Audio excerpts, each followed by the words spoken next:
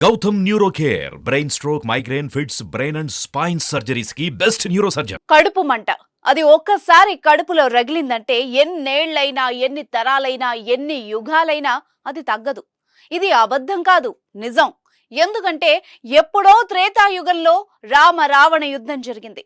అయినా ఇప్పటికీ లంకేయులు హనుమంతుణ్ణి విలన్ గానే చూస్తున్నారు. ఎందుకంటే రామాయణంలో యుద్ధం రాముడు రావణుడి మధ్య జరిగినా మహాబలవంతుడు మాత్రం హనుమంతుడే. మన ఇతిహాసాల ప్రకారం లంకను సర్వనాశనం చేసి సీతమ్మ జాడను కనిపెట్టినవాడు మన హనుమంతుడు. అంతేకాదు, సంజీవని కోసం పర్వతాన్నే ఎత్తుకొచ్చిన బాహుబలి.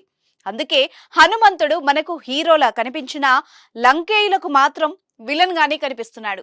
ఆ కడుపు మంట యుగ యుగాలుగా లంకేయుల్లో కొనసాగుతూనే వస్తుందేమో. అందుకే ఇప్పుడు పాన్ ఇండియాలో సూపర్ డూపర్ హిట్ కొట్టిన హనుమాన్ సినిమాను శ్రీలంకలో బ్యాన్ చేశారేమో అనిపిస్తుంది. ఇండియాలో బంపర్ హిట్ కొట్టిన అనేక సినిమాలు శ్రీలంకలో కూడా విడుదలవుతాయి. ఎందుకంటే శ్రీలంకలో కూడా సగం మంది తమిళం మాట్లాడతారు.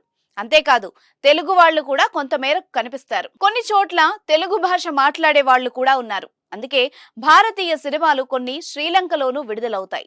ఈ నేపథ్యంలో తేజ సజ్జ నటించిన హనుమాన్ మూవీని కూడా లంకలో విడుదల చేయడానికి సన్నాహాలు చేసినట్టు తెలిసింది.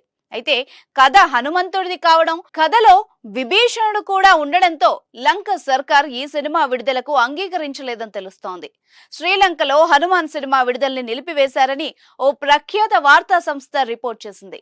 ఎందుకు ఆపేశారు, ఎందుకు అడ్డుకున్నారన్న విషయాల్ని మాత్రం ఇంకా స్పష్టంగా చెప్పలేదు. తెలుగు రాష్ట్రాల్లో మాత్రం సంక్రాంతి సంబరం హనుమాన్ సినిమాతోనే మొదలైంది. తెలుగు సంక్రాంతి కోడిపుంజి ఎవరు అంటే తేజ సజ్జ అని చెబుతున్నారు సినిమా ప్రేక్షకులు. సినిమాను విడుదల చేసేందుకు పెద్దగా థియేటర్స్ దొరకపోయినా ఆ సినిమా కోసం ఎదురు చూస్తున్న ప్రేక్షకుల సంఖ్య మాత్రం భారీగా పెరుగుతోంది. పెద్ద స్టార్లు చేసిన సినిమాలతో పోలిస్తే హనుమాన్ సినిమాకే ఈసారి కలెక్షన్స్ భారీగా వచ్చే అవకాశం ఉందని చెప్తున్నారు. మన ఇతిహాసాల్లోని అంశాలను టచ్ చేస్తూ రూపొందించిన ఈ సినిమాను శ్రీలంక బ్యాన్ చేయడం అన్నది ఇప్పుడు నిజంగానే సెన్సేషనల్ న్యూస్ అవుతోంది.